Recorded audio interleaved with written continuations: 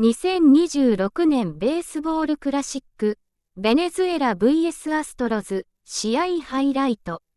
2026年ベースボールクラシックの注目の一戦、ベネズエラ対アストロズ戦は、野球ファンにとって一生忘れられないな勝負となった。今大会では、両チームがその実力を余すところなく発揮し、スタジアムには熱狂的な応援が鳴り響いた。